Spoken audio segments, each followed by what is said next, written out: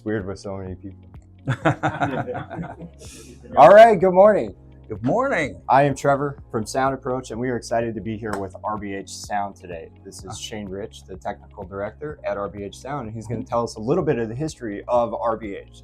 So please, let us know about RBH and the process that you've been through over the last several decades, right? Yes, will do.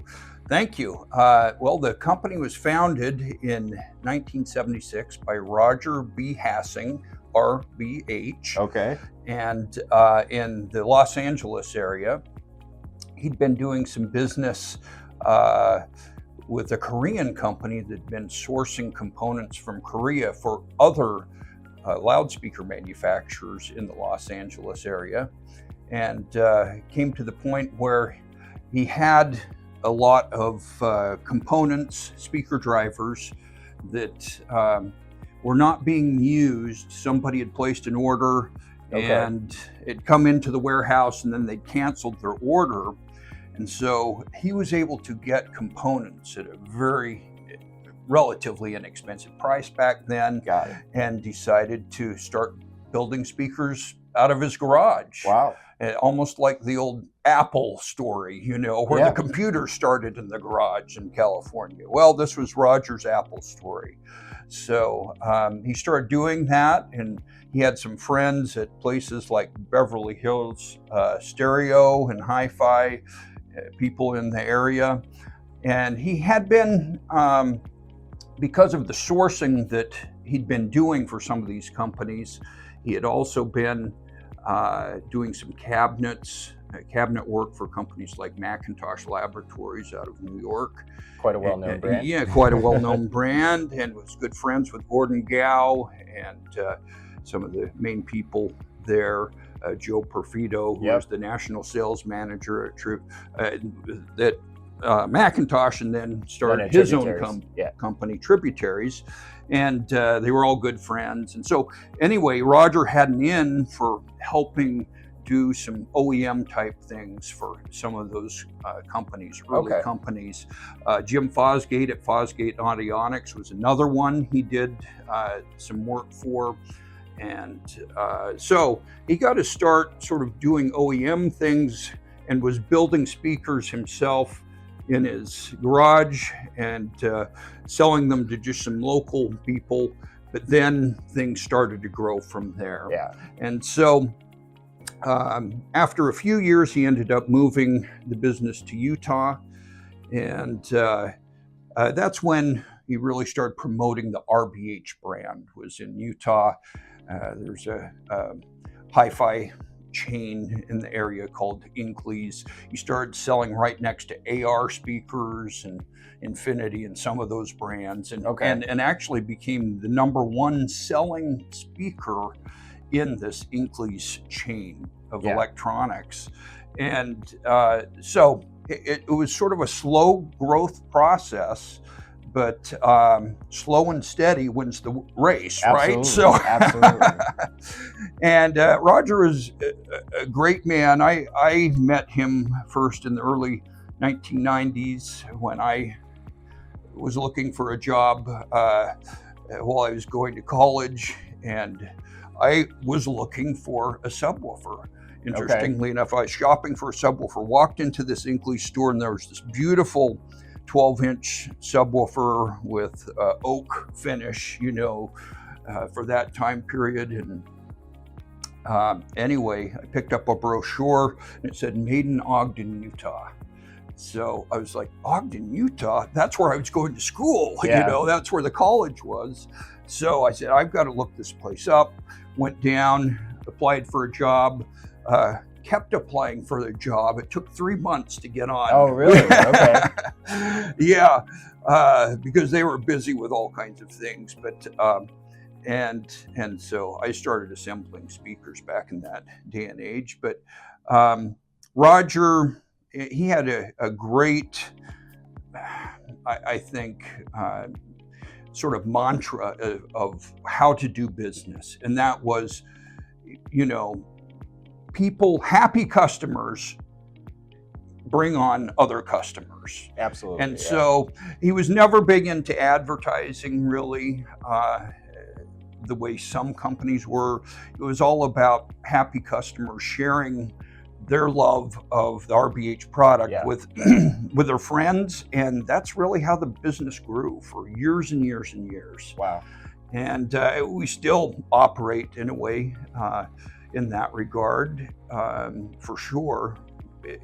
Most of our, I would say, a good portion of our leads coming in for the company, as far as business is concerned, is because people are just happy with what they've got. They see it as a real value, performance, and then they recommend it on. And they recommend it on, and and with dealers, so it's not.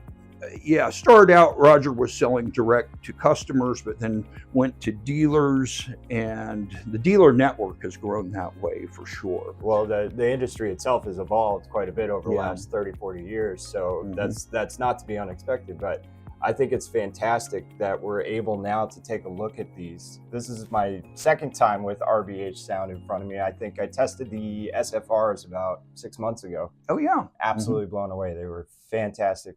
They sounded phenomenal. And what speakers do we have here today? Yeah, so these are the SFTRs. This is the AX version.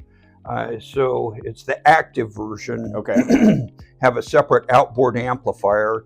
And I think I'll turn it over to Kenny now. He can do justice to what we have here and give you some more information while my throat is trying to get going for the morning, probably from talking all day yesterday. No, I can imagine. So, well, thank you very much for joining us. Okay. And we appreciate you giving us a little bit of the history of RBH. All right. All right. All right. Thank you for joining us, Kenny, sales director from RBH Sound, and he's going to go over the speakers that we have here on display.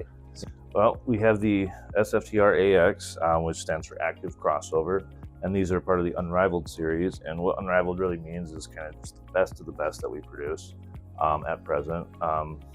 It includes these acrylic polymer side panels, which add extra damping and resonance to the cabinet and extra mass. So the drivers just, less of the cabinet is involved, and the drivers are just doing what they naturally want to do. It comes with two 8-inch mid-range, large AMT tweeter for just ultimate dynamics, and dual sealed 12-inch subwoofers in each tower. So you're really getting a true full range speaker system. And here we're streaming today with the Evercello A10. And also down here we've got the digital processor, which does all the active crossovers and linear phase FIR filters. And down here is the 6-channel alpha amp, which powers each individual band of the frequencies for the active speakers. Later today, we're going to be showing off the modular towers with the 61 SFMR with the little bookshelf and the dual 8-inch bass module, which is kind of like a little brother to this. And then later in the afternoon, we're going to be showing off the 81 AXs, which is a active bookshelf speaker. Okay, great. And if I'm not mistaken, I see some ViaBlue cables down here as well. Yeah, How have so those been performing with the Unrivaled? Yeah, they've done very well. So the ViaBlue cables, we partnered up with them just to help each other with advertising, and they're a solid cable at a reasonable price. I really like their design philosophy with oxygen-free copper, and they do. I think on the upper tier they have a Teflon air core to kind of act as a good dielectric. We met with ViaBlue yesterday, and they showed us the internal workings of the cores, including the air pockets that are inside that allow them so much flexibility. Yeah. So, and that's a brand that we're going to be bringing onto our website in the next couple of weeks as well. Yeah, that's a good brand. Yeah. All right. Is there anything else? These are highly customizable, right? Absolutely. Yes. That's one of the things that when we did our first order, I think last year with these, we were a little confused about all of the customizations. So this is just some samples, but these are the shapes we can do for the side panels, and then just some examples of the epoxy work that we're able to do with our our epoxy artist. And if I'm not mistaken, the epoxy finishes on these also add dampening features, correct? No, so the damping is coming from the acrylic polymer. Just from the acrylic this is polymer. just decorative. Okay, okay. Yeah. Got it. Yep. And sky's the limit. These are just some samples. You can pretty much do whatever you want to do. Whatever you want. Correct? You can give them some sample photos of like maybe some wood or some stone you want to kind of mimic, and you can make it happen. So are all those are all produced in your facility in Utah? Correct. Well, if we want, I mean, it's all about filling a niche. So we've got a pretty expansive line, but there are certain product categories where we want to fill a niche or a certain price point, and we try to design around that philosophy. So you find a hole that needs to be filled, and Yep. then you're able to make a design that fills that. Correct. A lot of times it's customers Yep. requesting. Oh yeah. So a client may reach out and say, hey, I've talked to everybody Mhm. and I can't get exactly what I need. I need this kind of speaker and this kind of setup in this kind of situation. Can you do it?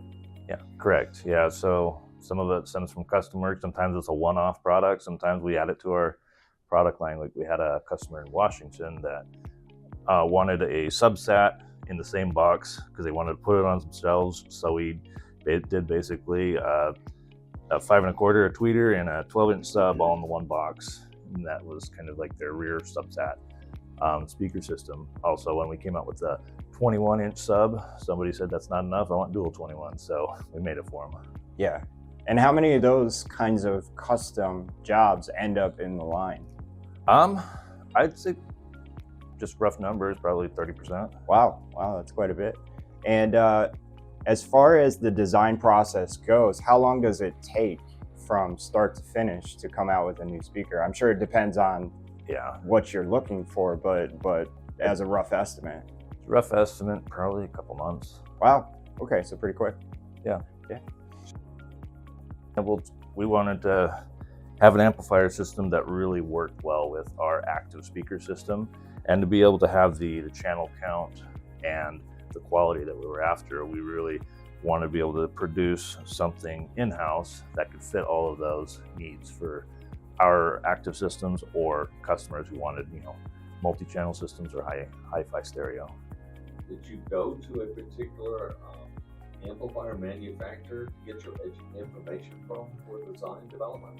Yeah, our amplifiers are based off of Pascal with our own custom input board, and then chassis. So we can configure our amplifiers anywhere from 2 channels up to 16 channels in a 2U chassis.